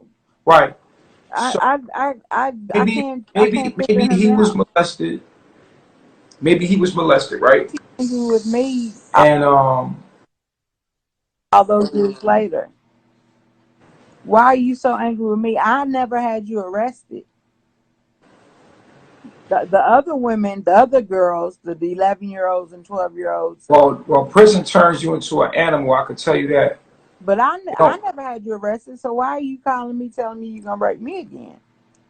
I have no idea about that. Like, I don't know the fine details. That sounds terrible, but I can't judge because I don't know. You know what I mean? What happened? I'm sorry that happened to you. Real shit. Like, that's fucked up. Like, that's fucked up. You know what I'm saying? But I don't know the fine details of everything. I'm not in that deep into your relationship. I'm getting one side of the story. But I'm just saying, like, you know, I don't want you to victimize yourself. And what you're saying is triggering a lot of women right now in the room, and I know that. So that's a good thing. And if anybody's being triggered right now, I urge you to empower yourself with this moment and not become a victim and start feeling like somebody owes you something. No one owes you anything, and that's the key to life. For you to get your ass up and move forward and get what you deserve out of life, you got to forgive it. You have to see it in a way that's going to empower you instead of disempower you by being a victim. And that's all I'm saying. You understand what I'm saying? We could sit here, play the violin, and feel sad and feel down, and our bodies will destruct from our mindset, or we can build ourselves up and we can get up and move forward, because you can't stay down. No. You got to get up. And you can't walk around with these traumas because it's gonna cycle again. And get therapy, get help. If you need help, get help. Talk to somebody you can trust. Yes. Yes. But I love myself, yo. Thanks for calling. My phone is about to die. Thanks for calling. Thank you. Okay. So basically, in your previous conversation with the young lady that was talking about, you know, the rape situation, I heard you say something about, you know, that sometimes everyone goes through something for a reason. So a situation could actually happen to you to better you, right? Right. But I feel like, do you feel like that kind of takes away responsibility from people that do bad things? Because at the end of the day, like, people do have free choice. I feel like it's a conscious decision if you want to do something wrong. I'm not saying that people are not more, they have like natural inclination to do wrong or right, but I feel like some things happen for a reason, but it's not always to better you. You get what I'm trying to say? It's not always a bettering thing. Like, it's not always to a positive thing. Everything's happening for you. See, this is the mindset that makes people victims, the mindset you have. Since you've been on the phone, you've had a victim mindset from, oh, we didn't have this or we didn't have that. No, I don't think it's a victim thing. I just think it's a factual thing. I don't want to hang up. I don't want to hang up on you. Okay. This is what I'm saying to you. Since you've been on the phone, you've had a victim mind state as far as how black people, for black people, like African American people, you're like, oh, I just feel like that's the victim mind state that keeps our people stagnant and not growing. No one owes you shit. No white man, nobody owes you nothing. Get up and get it popping for yourself. If you don't, if you're waiting for someone to give you something, you are highly mistaken, and no one's coming to save you. No one's going to give you anything. I agree with you though. Like, I agree. You have to get your ass up and do the work. You can lock a rapist up, but it doesn't heal your trauma. Yeah, the rape still happened though.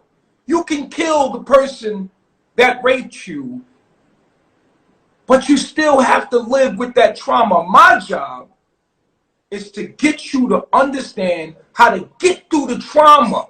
You looking at the victim and you looking at your victimization and looking at the oppressor and what we should do to the oppressor. Okay, what about you? We can kill the oppressor. How do you live your life and go forward? That's what I'm more concerned with, more than what happened to you. The universe is always looking at your response, not what happened to you, but what you do with what happens to you. You're going to push forward. You're going to forgive that shit and let it go by changing your perspective in whatever way you got to trick yourself to move forward and be great. You better do it. Today. Nobody owes you nothing. It happened. It probably happened for karma. That's how I look at it. If you can't find no reason, find a reason to get over it. And get your ass up and keep pushing forward. That's what I'm here for. I'm not condoning what was done. I'm about the healing process. Okay? Get your ass up and stop having even black people collectively, stop making excuses and figure that shit out. Yo, they give us 400 years of oppression and the black man this, the black man that. Be proactive and applying what we do have and fighting the way we have. Acting as a victim will never get us where we need to be. You can't be a god and be a slave, a victim at the same time. A god says, I did this to myself because there is no separation. And they move forward and they make a better world, a better reality. Not holding on to anything because you're a god. You created this shit, man. My job is to remind you of that. Y'all seen a video of me in a doctor's office, whatever. People like, yo, one day I was living up under a woman. I didn't believe in myself. Shorty kicked me out. She was whipping my ass. Facts. I was the female and she was the man. That's the kind of relationship you might not believe that, but that's what was going on. And I had to take that shit because she was taking care of me. And one day, I wasn't having it. And I would leave, pack my bags, and go. And I left. And I was out in the cold.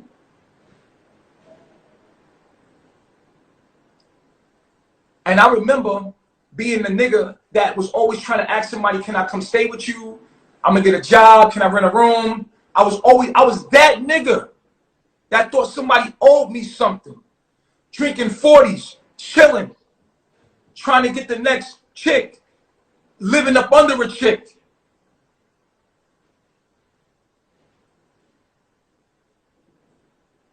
And one day I was in the military. I was in the army. I did like basic training at AIT. And then I got out of the army.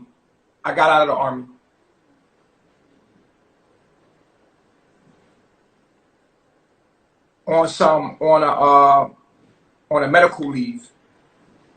So, but it was an honorable discharge. So I got out the army, but when I was in AIT, I was in Aberdeen Proving Grounds. There was this gay guy in the cafeteria, and he used to be like, and we was cool with him, because he used to let us use his car. Me and my nigga Joe, we should use his car because he liked being around us because he was gay. But he'll let us use his car. We'll take his car on furlough on the weekends, and we'll go to the club. We'll take Bobby's car and go to the club. And Bobby wound up being somebody that let me come stay with him. You feel me? And Bobby told me one day, like, yo, you could be a stripper. Because I always had a nice body. You should be a stripper. And I remember looking at Bobby like, and getting so fucking heated. Because Bobby irritated me. His gay shit, it really irritated me, bro. Like, but I needed somewhere to stay. So it used to irk me like to my bone. Like, I used to be looking at this nigga like, yo, stop fucking, like, and he didn't, like, I used to be really, I had a temper. I had a real bad temper. And I remember looking at Bobby like, I remember drinking, and I remember looking at Bobby like, nigga, the fuck I look like? I look like you, nigga?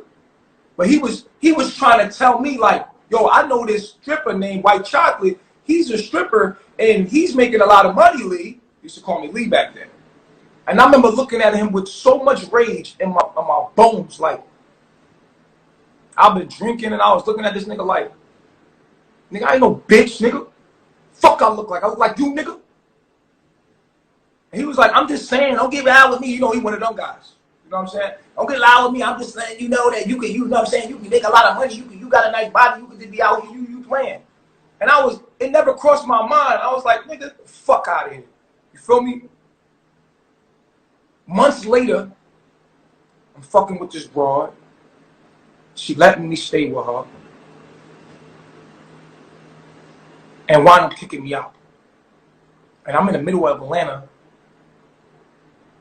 And I'm cold. This is the coldest night of my life. And I'm sleeping in this car. My man Kenny let me sleep in this car. No heat on, leather seats. And the universe, I don't know why I get caught outside in the back of a fucking seat on the coldest night ever.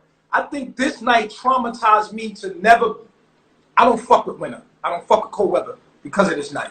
This night traumatized me.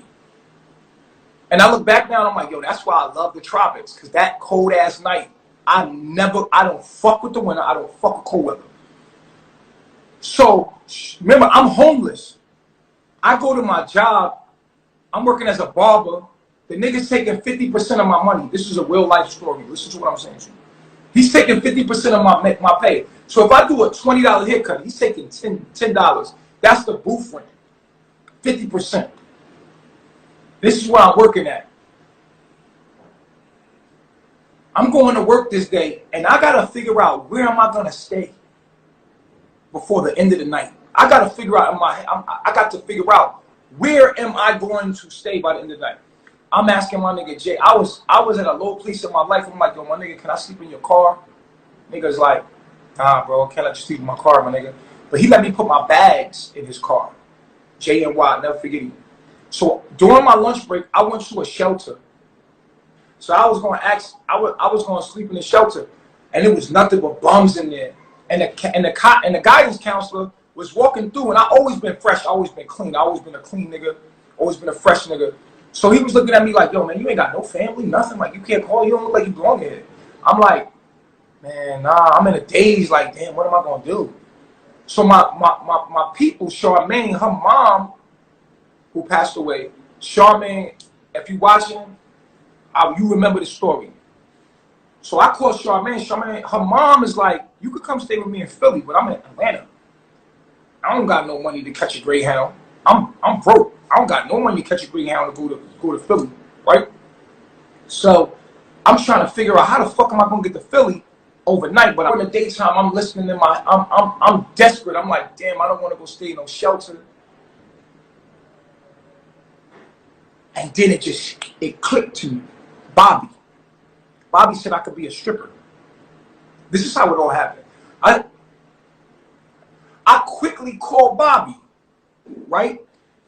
And in my mind, I'm thinking like, yo, I could be a stripper. I'll make money. I have my own shit, and I'll just do it like that. Fuck it. Who gives a fuck what people think about me? Fuck them. I can't ask nobody, can I get some money? I can't ask nobody, I can't ask nobody for something. Yeah, Charmaine mom said I can come to Philly, but I couldn't even get no money to get to Philly. I mean, I've been out here on my own, dog. So I called Bobby. Bobby, he picked up on the first ring. Ooh, hello. I'm like, yo, Bobby, what's the name of that nigga number you had?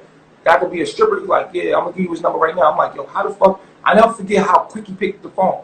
So I called the dude up that's gonna put you on to be a stripper. So I'm like, and I'm like, yo, what's up, man? Like, I'm trying to be a stripper. Like, yo, send me pictures. I sent the pictures of me. These niggas pulled up, and from that day forward, I never been broke a day in my life, ever. Ever. These niggas, I was stripping for dudes. Dudes, nigga. I decided in that moment, nobody owes me shit. And I'm going to do whatever I need to do to survive, my nigga. You feel what I'm saying? And I was going to be out in the cold. It was either do that. To me, I was given the option to do that or fucking be out in the cold and be a bum nigga like and be out in the bum. Fuck that shit. Call me whatever you want to call me, nigga. I'm about to get this money, nigga. Fuck you. You feel me? So I did whatever I needed to do to get that money. You feel what I'm saying? So I did. Boom. Getting wild money. You feel what I'm saying? I got the money and I started stacking my money up. I was determined in my mind to never be broke again. all the money that I was getting all this money. I was putting money in. I didn't fuck with no banks. I had these little prepaid cards, Green Dot. I got all my money, and I would put the money on the bank at CVS. And I put my money in the safe. Dude got me a room, and I was dancing for gay dudes, straight up. But they was paying me hella money, cause they could tell you straight, like they like, yeah, like, you know, they like that shit. So they give me extra. They was giving me money off the break. I made a lot of money for years. I was in the sex industry. Then I started dancing for women. Then I started being a gigolo. Then I started figuring out how to make money other ways, like in the industry. And I got into the sex industry. And then, you know, it made me. But the moral of the story is this: I'm a survivor, my nigga. And the day that I realized that I'm no longer a victim was the day I was able to survive. The day I was able to make something of myself. I never was a stripper. Nah, that's not what I am. That's a part of me. I'm a sexy nigga. I'm an entertainer. I'm an entertaining ass nigga. Like, I'm a sexy nigga. I got a big dick, and I'm entertaining. So that's a part of me. But that wasn't my zenith. So I took that money, and I opened up a barbershop. You feel what I'm saying? I do what I need to do to make my network do what I need to do. And I have no shame in my game at all. Because fuck, I don't give a fuck what you think about me because I made me. I had to live my life. I've been in my life myself. You can think I'm gay all you want. I don't give a fuck what you really think. You feel what I'm saying? Only thing I care about is inspiring you. You gotta live your life. I gotta live my life. But I want to let. As many of you guys know, time is money. So who is going to set up my LLC? I want to introduce you guys